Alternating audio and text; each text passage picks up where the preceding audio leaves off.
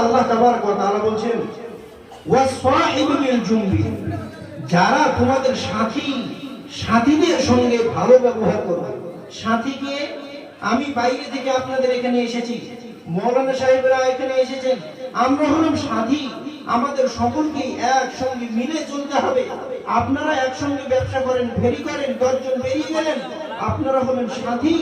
আপনাদের সঙ্গে সুন্দর সুসম্পর্ক রাখতে হবে। আপনি এখান থেকে বিদেশ গিয়েছেন, বোম্বাই, কলিকাতা, কেরালা, আর আপনি দিল্লি, মহারাষ্ট্র, যেখানে আপনি গিয়েছেন, আপনারা 10 জন একসঙ্গে আছেন, তো আপনারা হলেন সাথী। সাথীদের সঙ্গে সুসম্পর্ক রাখতে হবে। কেন?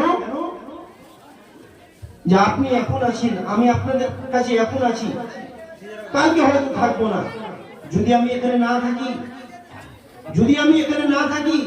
যদি আমি আপনাদের সঙ্গে, সাথীদের সঙ্গে ভালো ব্যবহার রাখি, ভালো ব্যবহার করি, তাহলে কি হবে? তাহলে আমি এখান থেকে চলে যাব, কিন্তু আমার সৎ আচরণটা থেকে যাবে। আমি যেখানেই থাকি না কেন, আপনি ভাষায় কথায় একটা কথা বলবেন, এমন একটা মানুষ ছিল গো, এমন একটা লোক ছিল গো, আমি আপনার বাড়িতে যাব না, আপনি আমার বাড়িতে আসবেন না। কারণ এখন মানুষের এতটা সংকট সময়, কারো কোথাও যাওয়ার 2 দিন 4 দিন থাকার এরকম ফুরসত নেই, এরকম সময় নেই। নসিব সাথীদের সঙ্গে আল্লাহ তাবারক ওয়া তাআলা ভালো ব্যবহার করতে বললেন।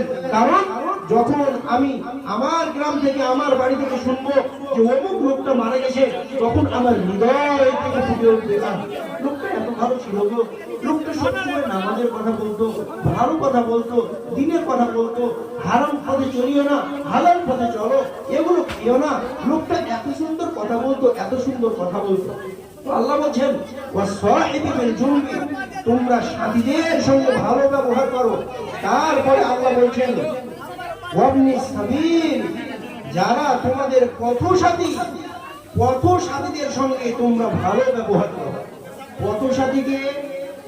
পথসাথীকে একসঙ্গে এখান থেকে মালদায় যাচ্ছেন কিংবা কলকাতা যাচ্ছেন, ট্রেনে চেপেছেন, আপনি সুস্থ মানুষ, সবল মানুষ, সিটে বসে আছেন, আপনার পাশে আরেকজন দাঁড়িয়ে আছে, বয়স্ক মানুষ, সে হয়তো দাঁড়িয়ে থাকতে পারছে না, অবস্থায় আপনি আপনার সিটটা তাকে ছেড়ে দিলেন।